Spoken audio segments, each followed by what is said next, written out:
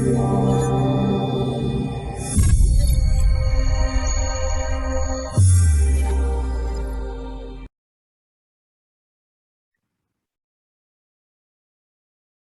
right.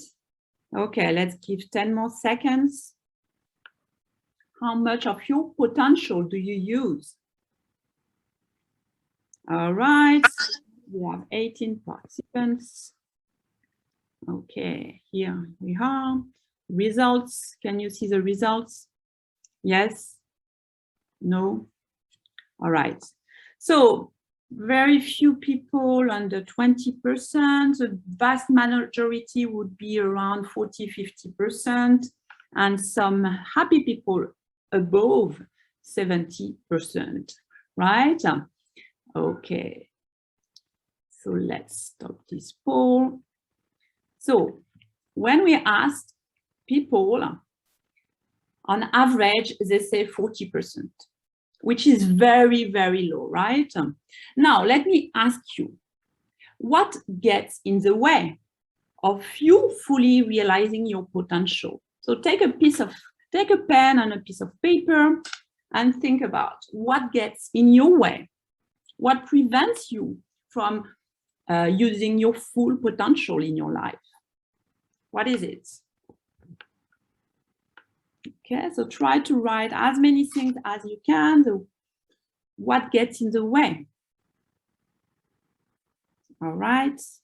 Now the second question is, what is the inner obstacle? There's many things that get in the way.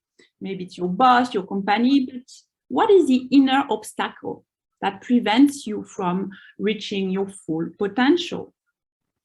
So negative people, past experiences, what else? From you. Okay, so write as many things as you can on your paper. Limiting thoughts, yes. So when we ask people how much of their potential they use, most of them, they say 40% on average. And the inner obstacle is fear. All right, fear. So what prevents you today from unleashing your potential is because you're afraid, you're scared. It's your limiting thoughts. As coach, our job is to help people develop their performance. And to do that, we need to help them improve, grow their potential, and decrease the interferences, internal and external interferences. And this is also what leaders should do, right? So just try to imagine what would happen if we could improve this percentage, even just by 10%, 20% as leaders, as coach. Can you imagine the impact on our society? So this is what we do at GoMasterCoach. Our mission is really to help people unleash their potential, to perform better. And we do that by training people to become coaches. And also we provide the tools and the coaching toolbox to help people develop their potential and perform better. I'm Geraldine, I'm an executive coach and the co-founder of GoMasterCoach. I used to work in the finance industry, leading teams in Europe, in Asia, and I've decided to become a coach to help more people develop their talents. And I'm very lucky to have co-founded GoMasterCoach with Lily Aurélie Delem. She's an executive coach too, with a background in finance, tech, and 3 masters from 3 continents. Amazing, isn't it? All right, GoMasterCoach. Why are we different? Our training is really transformative, and we have people here who did it. It's really transformative. We help people develop skills, but more importantly, we help them develop themselves first. Okay, our ecosystem is like today, it's beyond diversity in terms of culture, background, experiences, and this is something we value, and we make sure we can develop the collective intelligence of our community. We are the only training with a digital toolbox, because we believe we need to combine human and digital capabilities to perform better and feel better. Okay? And our approach of training is pretty innovative and very engaging. All right, so let me ask you, maybe you're a leader, maybe you're a coach, maybe you're an HR practitioner or transitioning in your career. How do you lead? Okay, and here are 6 leading styles, and I'm going to second poll. Okay, where is that?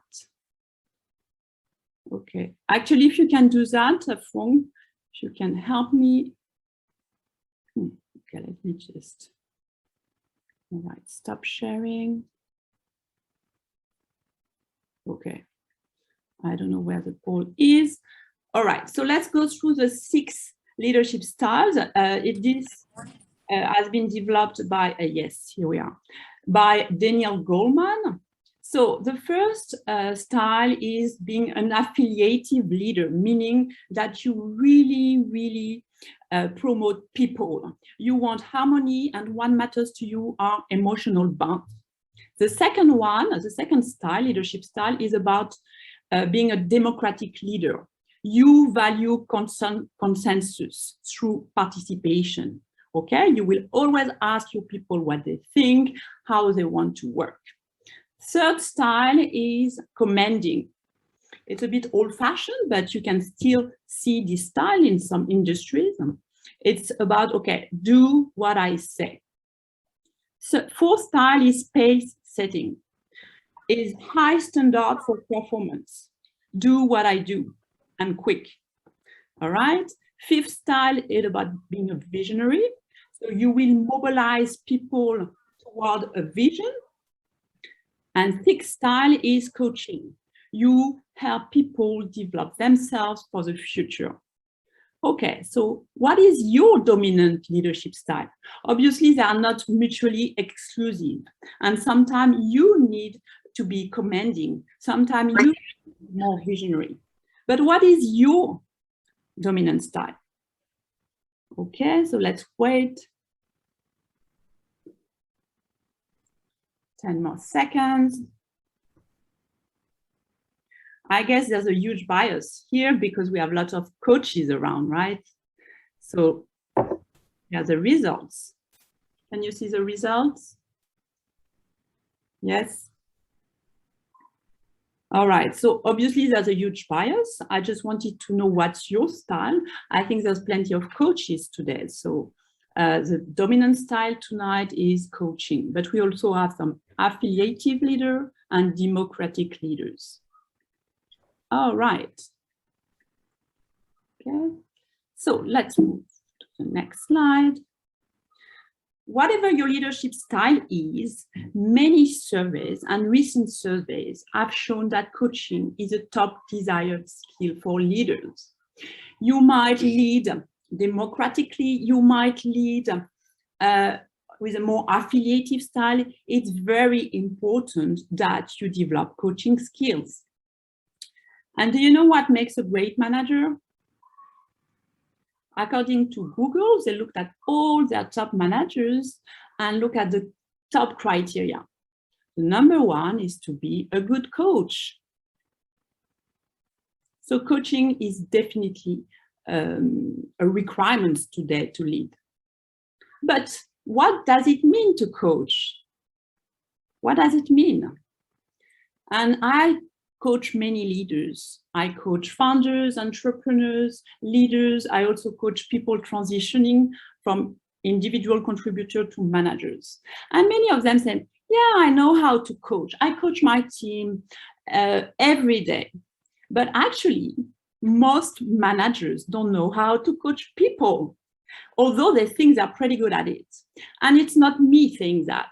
It's an HBR review, Harvard Business Review study, which was communicated in an article called The Leader as Coach.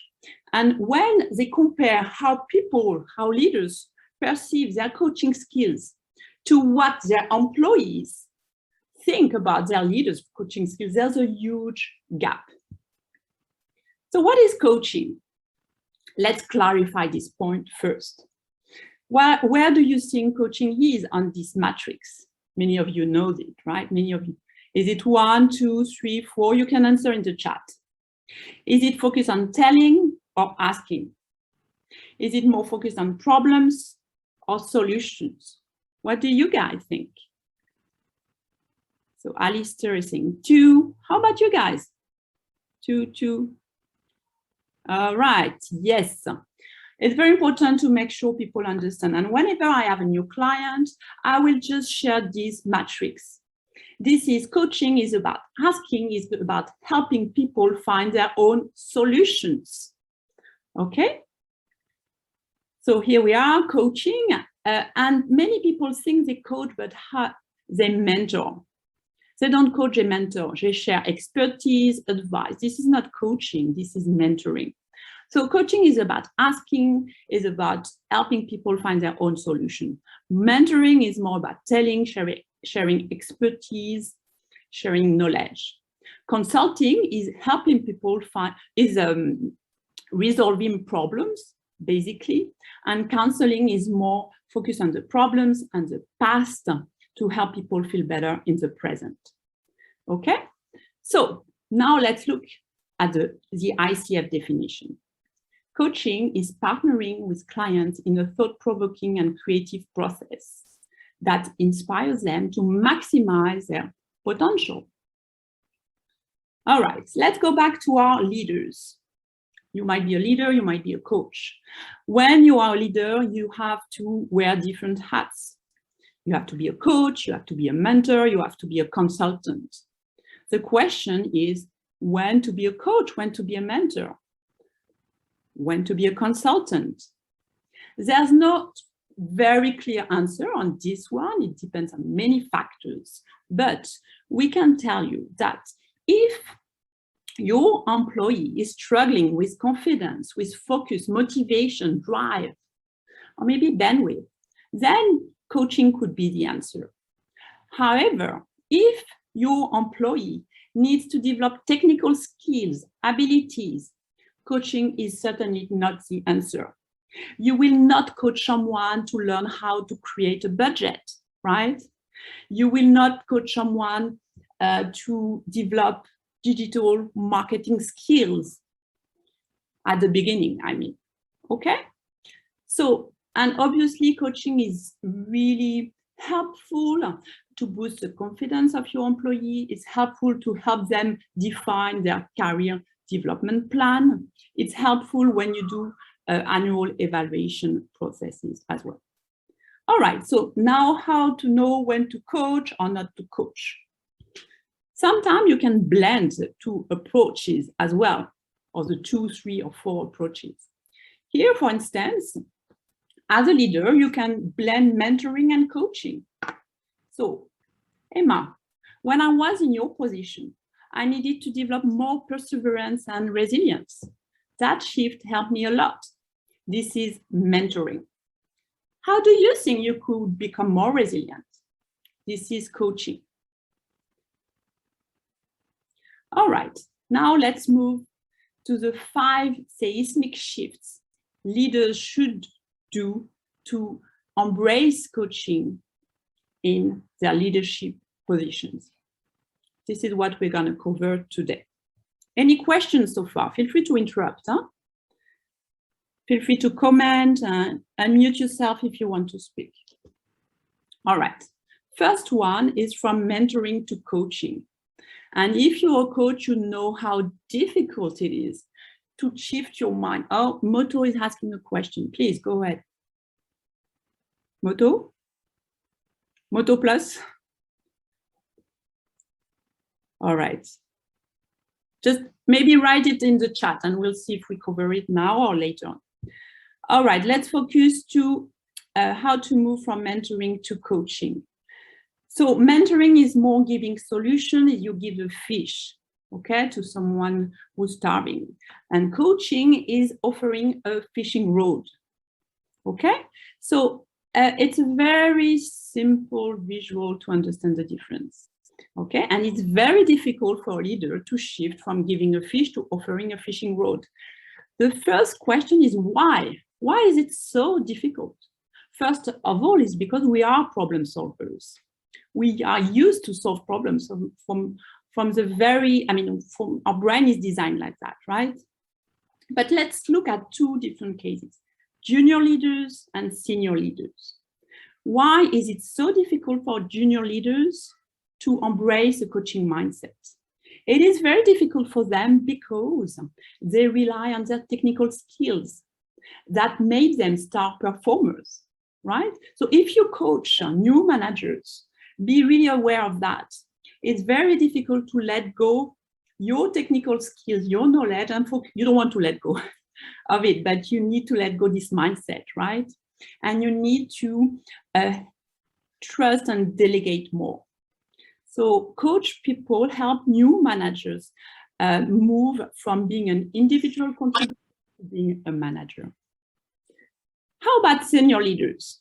What do you think is the biggest challenge for senior leaders? Senior leaders, they are used to advise and be listened to. And we train senior leaders, and I coach senior leaders. And they're so used to be listened to give advice. It's very difficult for them to shift to a coaching mindset. So what should they do to embrace this mindset? They need just to be more curious about people's unique journey. Okay, and it's just a simple reminder. All right. Oops, sorry. So let's move to the second big shift that you have to do, from speaking to listening. Do we have any Chinese speaker here around? Yes. What can you read? Oh, you're muted. Can't read, but I can speak Cantonese because I live in Hong Kong. Oh, nice. Okay, so what is that? Cantonese? Yeah. I mean, it's a Chinese character for ting. For? Think. Ting. Sorry for the pronunciation if there's any Chinese speaker. Ting is listen. Yeah. Or tang, higher. Tang. Yeah, I don't know if it's the same. Yeah. Yeah, it's you speaking the Mandarin, I'm doing the Cantonese version, but that's the same word, yeah. Okay, in Mandarin it would be Wang, so yeah. Okay, and what is it? So ting, sorry, in Mandarin, I'm in Singapore, so I don't speak Mandarin, no, I won't lie. But I love this character, it's an amazing symbol. So what can we read? How is this character composed of? It's here, king, so you hear people as if they were king. There's 10 eyes, so you need to give your undivided attention to the person you listen to, and you need to use your heart. How beautiful is this? So it's a very nice symbol to remind us to listen with your ear, with your eyes, and with your heart. And how many of you are good listeners? How many? What do you think? Think about people around you, your friends, family. Think about them. Do you have good listeners around you? Is it 50%? Is it 70%? I should be honest. It's way less than 50% around me. Actually, 10% of us are good listeners, right? It's very low. Here, it's just 3 people. We are 31. It's 3 people, but obviously we are coaches, so maybe it's better, hopefully. All right, so 10%, it's a very, very low stat. So let's look at what it means to be a good listener. And I love these 3 levels of listening. I think it's a very simple way to understand what good listening means. And what good listening is level 3. So level 1 is internal listening. If I tell you, we're gonna see that. It's you listen to speak, you don't really listen. Level 2 is focused listening. You really listen to the other person, you listen to hear. And level 3 is global listening. You listen to understand. So let's look at each level to see what it really means in the corporate world.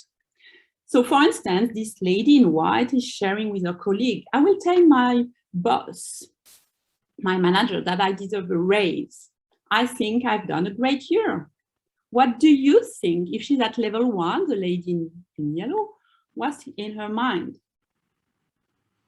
Level 1 is, oh, me too. I will ask 10% raise. I will book a meeting with my boss to discuss today. So the person is not really listening. She's just in her mind thinking about her own situation. That's level 1. Level 2 is when you're listening very sharply to the other person. It's like there's a wired connection.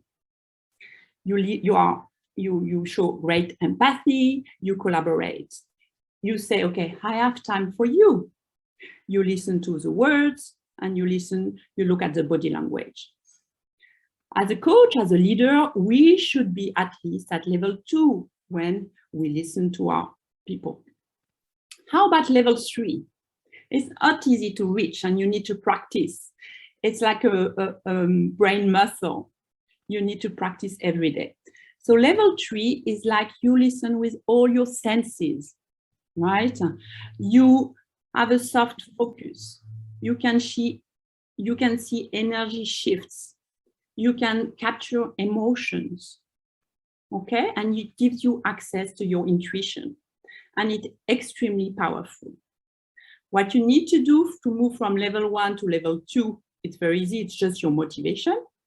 Level 2 to level 3, it's a lot of practice. As a leader, you should listen at level 2 or 3. But what are you listening for when you talk to your employees? You know, what leaders should listen for? They should listen beyond the words, obviously. They should listen to the meaning behind the story, to the theme that will deepen the learning, to the vision, values, purpose, potential, obviously, resistance as well. Remember the interferences. Your job as a leader or as a coach is really to identify them and to minimize that. The fear, voice of the saboteur, you know, this little critic in your head. Hesitation. You know, at level 3, you will be able to see people, the voice changing, people blushing, right? What makes them come alive and what makes them go dead. And again, I spent a bit of time on listening. It is an amazing power if you manage it well. It is an invisible superpower. And it's pretty easy to listen, to develop. It just requires consistency and discipline. And please, I challenge you to try tonight with your family, with your friends. Just try to listen a bit more. Just try don't speak, listen more and practice tonight. And you will see that not only you will get better information, but you will also develop more trust and connection with your team. Okay, let's move to number 3. You, as a leader, if you want to embrace a coaching mindset, you need to move from telling to asking. Do you know how we do that? So questions are so ingrained in our communication that we totally underestimate the impact on our brains. Do you know what, when I ask a question, what it does to your brain? Do you have any idea? Well, I just hijacked your brain. Yes, questions hijack the brain. Let me just explain that a bit more. So questions hijack the brain, and it's extremely powerful. It's a bit of neuroscience, but it's important for you to understand why. So when the brain hears a question, and I just ask you one, all the attention will go to these questions. And we'll have this reflex called instinctive elaboration. And our brain cannot think about anything else, just trying to find the answer. Okay? We will try to find the answer. What happened in the brain that when I ask a question, the entire brain gets active. There will be serotonin released and your brain will relax. And then your brain will try to find information to find the answer. And it will create new connections. Okay? And for instance, if I ask a manager, how can you become a better manager? What will happen in his brain? He will think about, how can I become a better manager? Maybe I need to empower my team with my vision. Maybe I need to share more about the why we do what we do. And just by thinking about that, my client will think about how he can empower his team. He will think about himself in a meeting or herself in a meeting, sharing about the vision, for instance. And what happened here in our brain, it shows that just by having this idea, thinking about it, will increase the likelihood of acting and creating the change or conditions for change. Okay? It's extremely powerful. When you have a aha moment, just an insight, you have this energy, as a leader or when you coach people, you can see, oh, I will share about the why with my team. You get excited and you need to leverage this moment when you're a coach or as a leader, if you help your team, your employee find their solutions. When people have an insight, you need to make sure that they commit to doing something now, because it's going to go away. This energy will go away very, very fast. All right, so that's just a bit of neuroscience about what happens when you ask a question. And on the other end, if you solve problems for others, you rob them the chance of doing their own thinking. Obviously, sometimes it's faster, sometimes it's better. But if there's an opportunity for learning, just don't share the solution. Okay, so what does it mean to ask questions? We need to ask good questions. It's not any type of question. It's about the type of questions, the tone, the sequence, and how you frame them. So let's do a little quiz. I want you to tell me if those questions are powerful or not. Are you guys ready? Please use the chat. You're going to say yes or no. What motivates you? Powerful or not?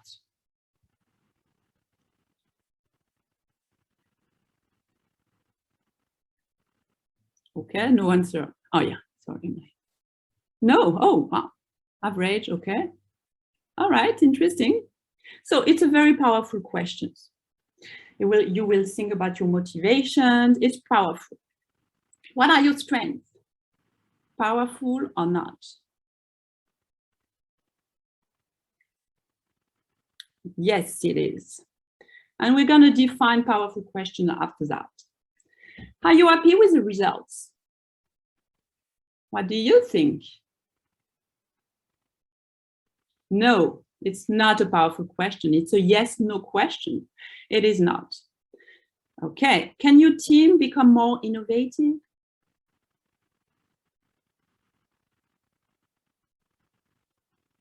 I can sense some hesitation here. No, it's not powerful. It's a bit leading and even more a bit judgmental. What's on your mind? Very powerful. Why did you do that? Why did you do that? That's not powerful because it can create a sense of defense. People will justify themselves. What does success look like?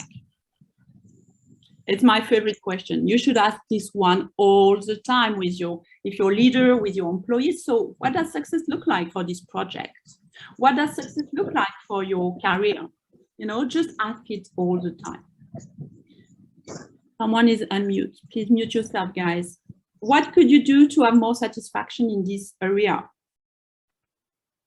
It's a very long one, huh? It is powerful. A bit long though. What could stop you to make it work?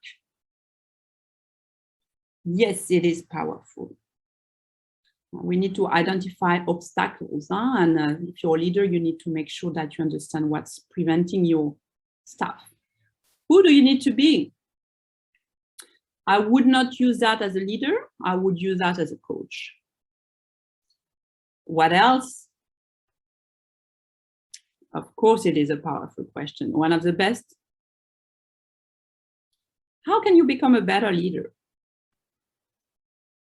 Yes. All right, so I've missed a bit. I can't follow all the answers, but well done, guys. All right, so let's just, I think many of you are familiar with the concept, so let's go quickly on that. Powerful questions start with how, with what, okay? You can also ask informational questions, when, where, which, but they are not as powerful, okay? And most of the time, the powerful questions are short, no need to just do long sentence. One question at a time. They reflect active listening. They are open-ended, provocative. Sometimes they can be unclear. Sometimes they can ask for more things to be more specific. You don't want to lead. And it's mainly focused on actions and change. Yael, you have a question. Yes, hi, Geraldine. Can you clarify the fact that it can be unclear? So unclear is like, but it's very vague, like what would success look like? No, that's not a good example, sorry.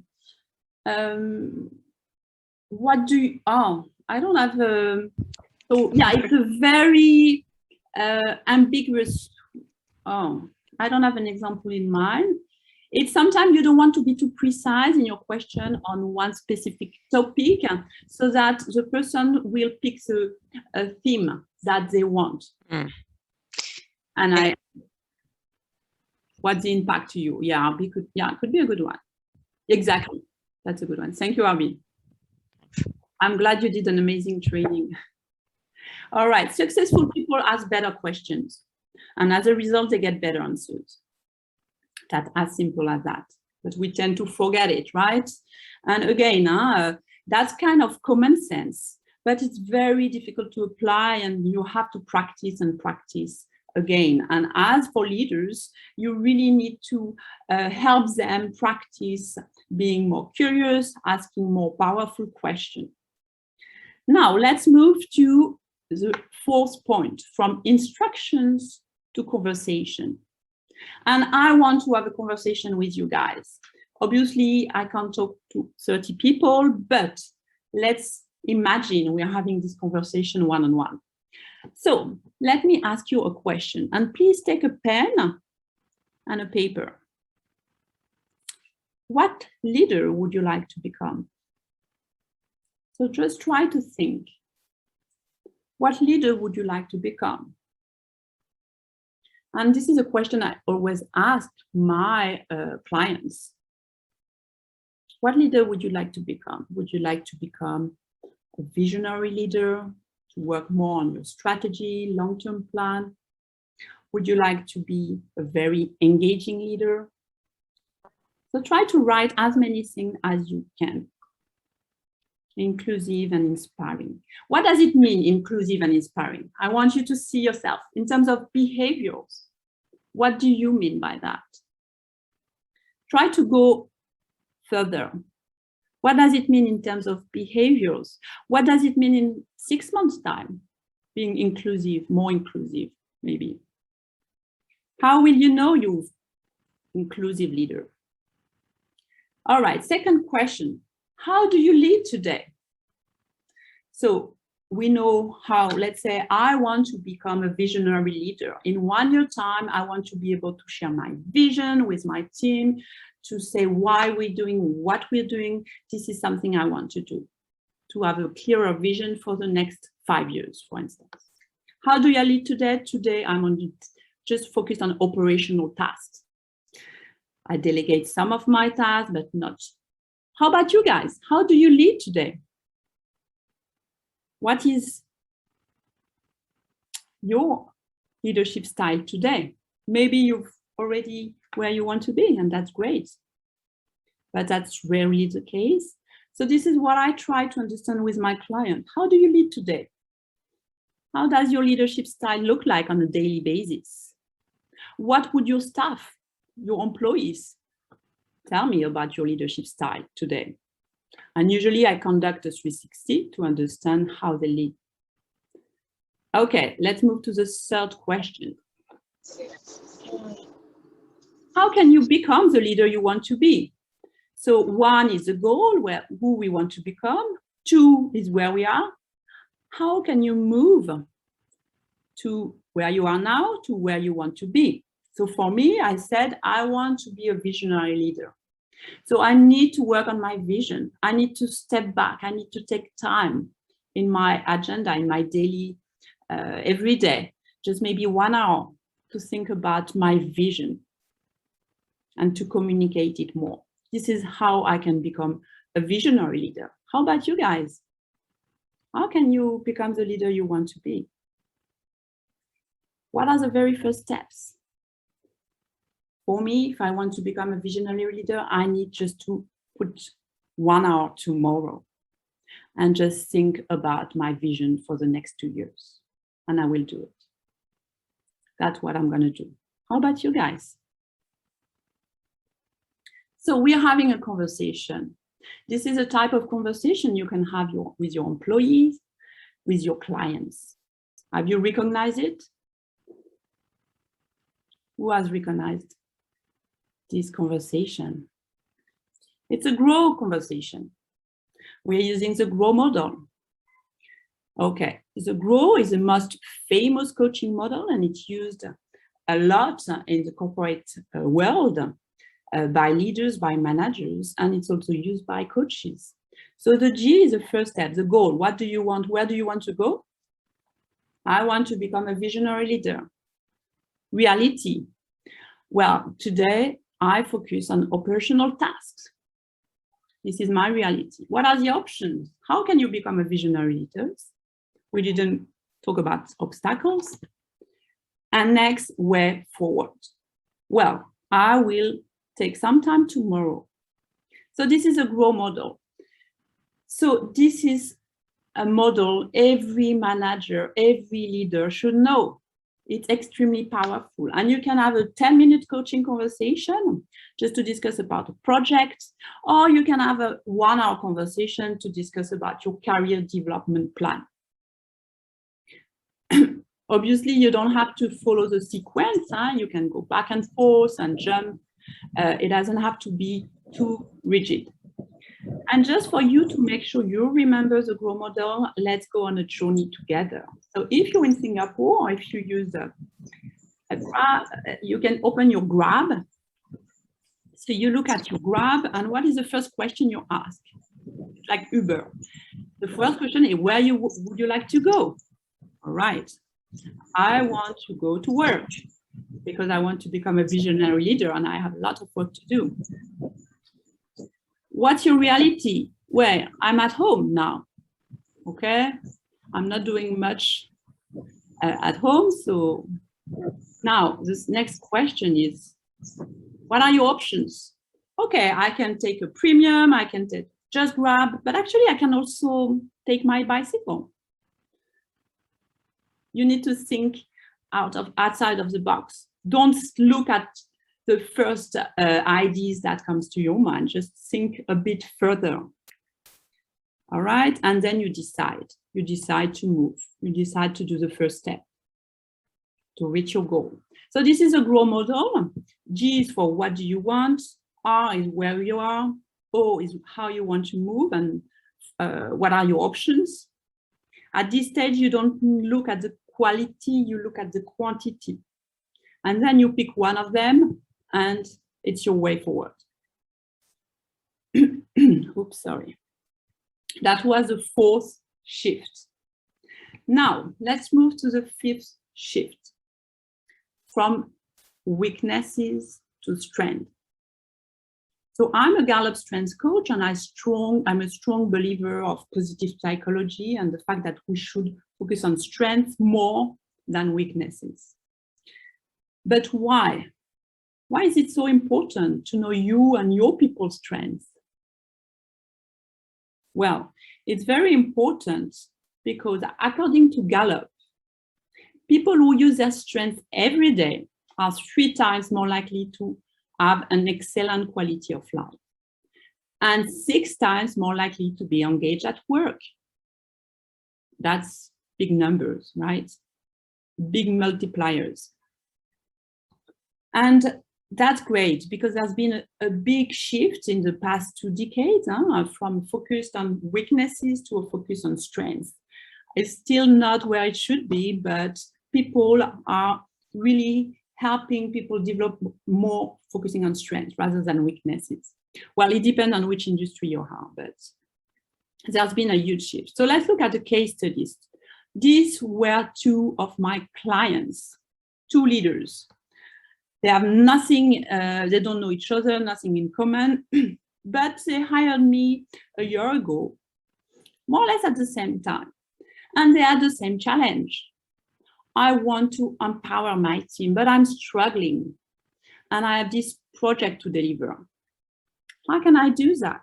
I need your help. So what did I do? As a coach, the first thing I did is, okay, where would you like to be? The goal. What would success look like?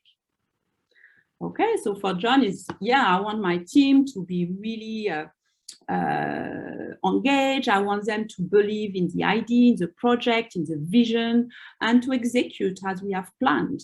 Same for Jessie. So this is what success looks like. And then what I did, I tried to understand their strengths and help them really just be very clear on what kind of leaders they were and what were their top strengths.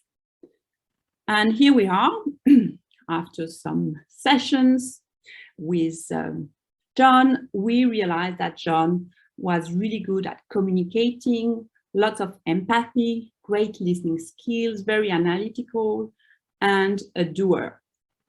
But the issue was that he hasn't had a clear vision. He had amazing relationship with all the team members, but no one was convinced about the project idea, the vision. That's why he was struggling to empower people to execute it. On the other hand, Jessie, she's a visionary leader. She has amazing idea, great strategic vision about where she wants to go. She's extremely analytical. She has a great business acumen and very assertive. But she doesn't know how to communicate with her staff. She doesn't like to do small talks. She doesn't like to spend time with her employees. She's lacking a bit of empathy. So what we discovered and what they decided to do, each of them. So John decided just to develop his strength even more and to empower his team through a collaborative approach to define a clear vision, a compelling vision. So he didn't try to become a visionary leader because it's not where he's good at.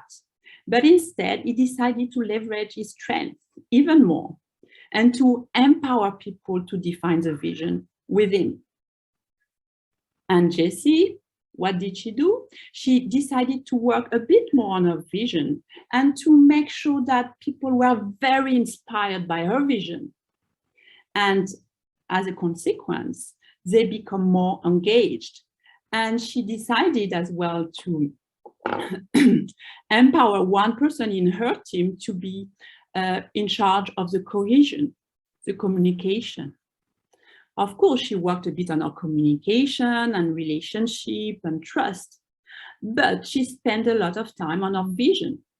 So the point here is, sometimes you really need to invest more in your strength because the effort, the time, the resources you will dedicate to develop your strengths will be much better invested rather than trying to mitigate your weaknesses.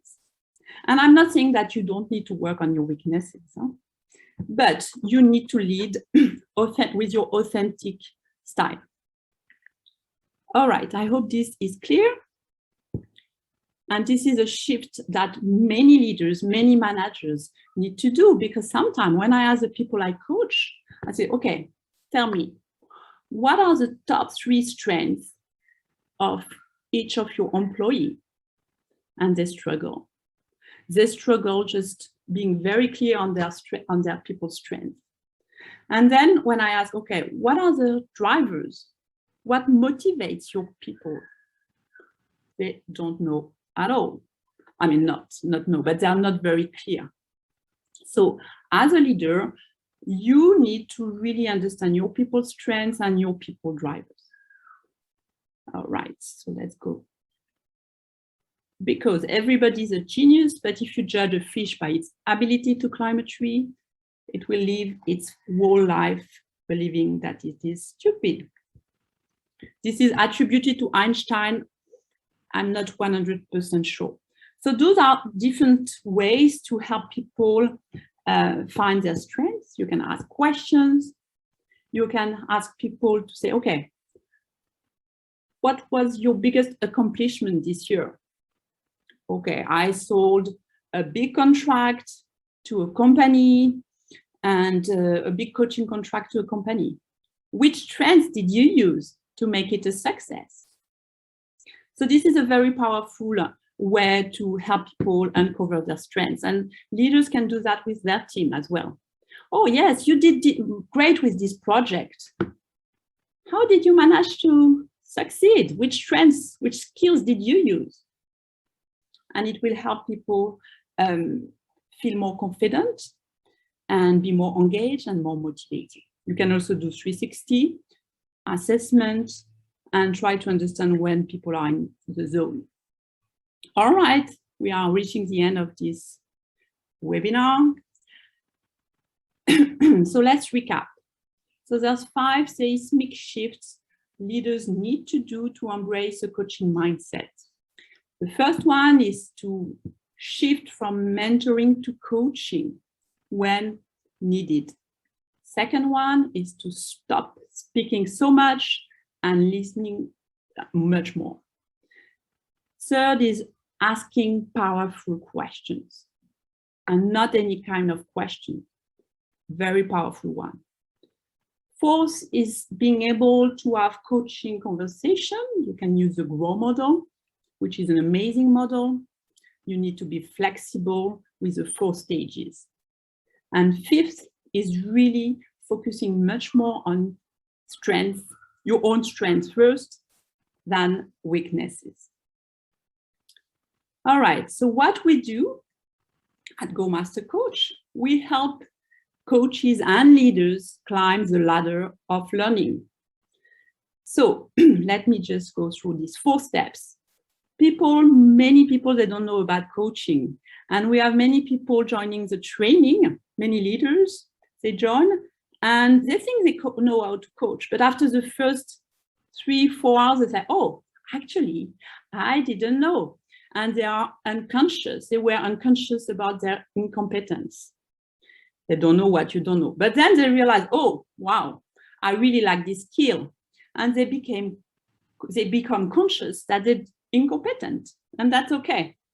You know, when it's like driving a car, when you learn to drive a car. And then they practice, they learn, and they become consciously competent. But as you all know, it takes a lot of practice, effort to build those habits. And then it becomes so natural that they don't even have to think about the skill, and they become unconsciously competent. They are in autopilot. So this is what we do at GoMasterCoach.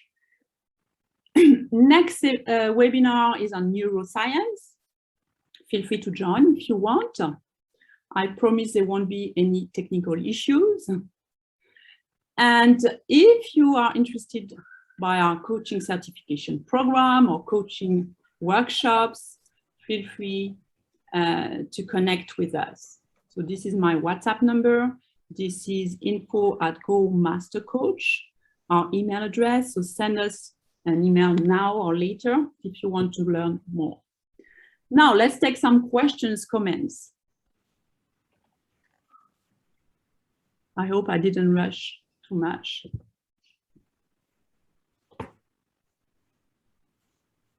Any questions, comments, guys?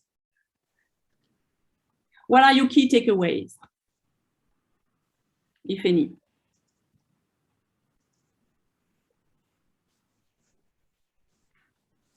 I really liked the matrix you shared about ask, problem, solution, tell, and where coaching fitted on that. That was really useful for me. So thank you. Thank you. You're welcome, Alistair. Raju, you were about to speak. Yeah, I was just about to say, first of all, it's a great opportunity to network with so many experienced coaches, and getting the answers that we were seeing on the polls was quite interesting. There were a bunch of them that I was very confident that my answer was correct. And then you have so many people that didn't have the same answer, and you kind of go, maybe I need to go look into it. So that was a good aha moment for me. Thank you. Thank you, Raju. Any other comments on how to help if you're a coach? I hope it's clear now how you can help leaders develop their own coaching skills. And if you are a leader, just what are the very important skills that you need to develop? Any other comments? Hi, Geraldine. Good to see you. Hey, good to not see you, but good to see you here. I'm jet lagged. I'm just back in India, and I'm still like working out of the US time zone. So my question is, Geraldine, it's more related to, have you done such work? So apart from individual coaching, there are queries that are coming our way in terms of what results have come out of employee engagement surveys, and organizations are asking whether you could lead those innovation labs or facilitating a group of leaders, managers, senior leaders from a coaching lens. How does that work? Right. Yeah, go ahead. Whatever trainings or facilitations I have done, they've been different, training programs. So individual coaching has been different, but how do you do team coaching? That is what I'm trying to understand. All right, so there are different types of category, I guess. I'm not very clear on which one it is. So you can just do coaching, training group as leaders to become coach. You can do coaching for groups, and you can do coaching for teams, which are very different things. So do you know something like high impact teams? High impact teams. So yeah, I think it's about organizing some workshops, trying to understand their strength as a team, individually, collectively, trying to understand their values, their why, individually and collectively. And yeah, I guess there's many different ways. We can just... But wouldn't the approach be like different? Like when you say ICF certified coaching and you're really asking just questions, when you're facilitating such sessions, it's a combination of mentoring, coaching, consulting. Yes, correct. You can't be always on the coaching with your coaching part. Yes, that's what I was trying to understand. Yes. Thank you. Yeah. You're welcome. Yeah, Juan. Yeah. What resonates me is about the 3 levels of listening, because this is very important for coaches. So in what I'm getting is the internal listening. It's about we coaches, we speak, and then the focused listening is hearing. And then I love the third part, which is the global listening, which is the intuition. So this means that you just trusting your intuition every time you hear your client. It's really, you're applying the focus, listening, and intuition. Can you give example for that? Yeah, thank you. Thank you. So when I listen at level 3, I will try to use all my sense to have a soft focus and to be able to see the energy shift, the emotions. So it's very subtle stimuli that you need to capture. And then I might use my intuition, say, oh, I can see that you've moved from being very excited to being a bit sad. What happened here? It seems that when I talked about your team, there was this reaction. Am I right? So this is how I would do. So I will mirror, I will share what I've seen and what I've felt, and check with my client whether it's correct or not, and see if there's something behind what they've just experienced. Don't know if it answers your question. Yeah. So during that session, when you catch your client that, for example, she shifted from happiness to sadness. So you've got the chance to ask, why are you sad? If she's open or not, yeah. Yes, exactly. But I mean, if you're a coach, if you have created a safe space, if there's a connection with your client, yes, you can just, if you feel it's the right moment, you can say, oh, I can see that there's been a shift in your emotions. If you're not sure if you can talk about sadness, you can just mention shift in emotions from positive to negative. You know, you don't have to, if you don't feel comfortable, you don't have to. It depends on your level of connection.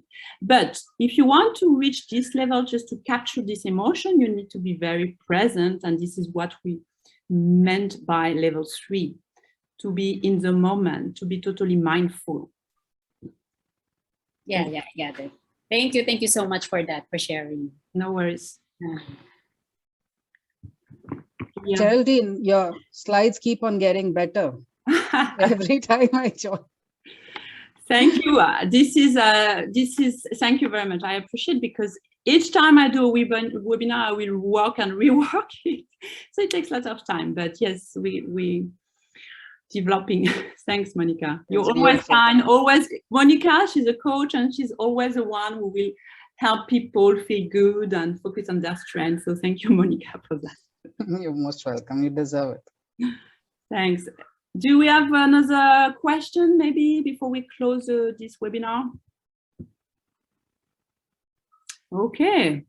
So it was a pleasure being with you guys. I hope I'll see you in December for the neuroscience, which is a very exciting one.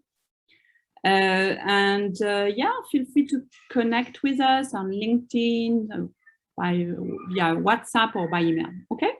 Have a good evening, a good afternoon, a good morning, wherever you are. Bye, guys. Thanks, everyone. Bye.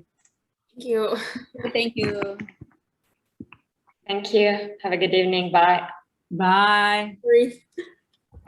Bye, everyone. Bye, Raju. Bye-bye. Bye. Bye, William. Bye, Heba. Okay. Merci. Bye. Salut, Yael. À bientôt. Bye. Salut, Géraldine. À bientôt. Salut, Yael. Bye. I think we're gonna close it, huh? Yeah. Ooh. Or maybe let me just. Oh, I will stop recording first.